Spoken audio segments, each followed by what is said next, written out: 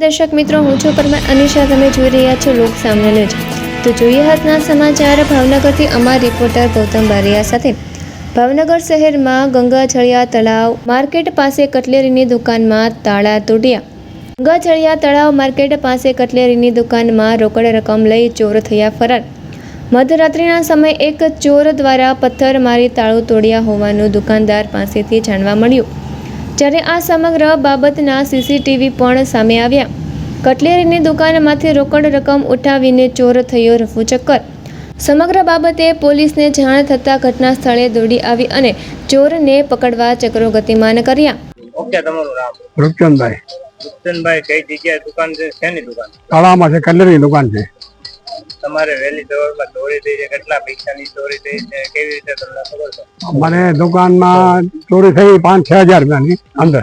વેપારી લેવાના હતા, પછી ફરાર થઈ ગયા લોકો.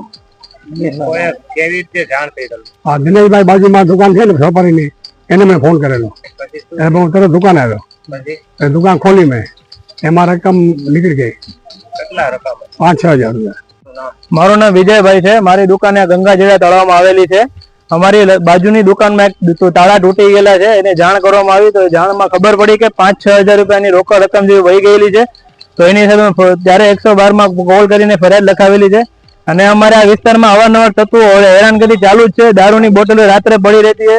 અમારા દિનેશભાઈ અવારે સાફ કરે તો બાઇટિંગના પેકેટ પડ્યા હોય છે. અવારનવાર દારૂનો ત્રાસ થાય છે. અમે સવારે જોતા જોઈએ દારૂની બોટલો ગંજડીઓ બધા આખી રાતે બેઠા જ રહેતા હોય છે. અને બધું પાર્કિંગની પાછળ ખુલ્લી જગ્યા છે ને કચરા બધી અવારનવાર બધી વસ્તુ પડી જ રહે છે. અમારે તાત્કાલિક પોલીસ પ્રોટેક્શનની જરૂર છે. અને અમારું કેવું એમ છે કે આપણે રાત્રે પેટ્રોલિંગ ચાલુ રહે એ અમારે પોલીસ બને. તમારા નામ? દિનેશભાઈ. દિનેશભાઈ, કઈ જગ્યાએ દુકાન છે, શેની ચોરી થઈ ને કઈ નામની દુકાન? મારી બાજુમાં રૂપચંદભાઈની દુકાન આવેલી છે. એમનો ધંધો કટલેરીનો છે. એમને ત્યાં સવારે હું વહેલા આવતા મેં જોયું કે તાળા તૂટેલી હાલતમાં હતા. એટલા માટે મેં રૂપચંદભાઈને જાણ કરી કે તમે રૂબરૂ તમારી દુકાને આવો અને જોઈ લો તમારી દુકાનમાં ચોરી થયેલ છે. એ છતાં રૂપામાં લાવ્યા અને એમને જાણ થઈ એટલા માટે મારા કોલથી આવ્યા ને એમણે જોયું કે આ દુકાનની અંદર મારા 6-7 હજાર રૂપિયા રોકડ જે વેપારીને દેવાના હતા એ આ લોકો લઈને ફરાર થઈ ગયા છે.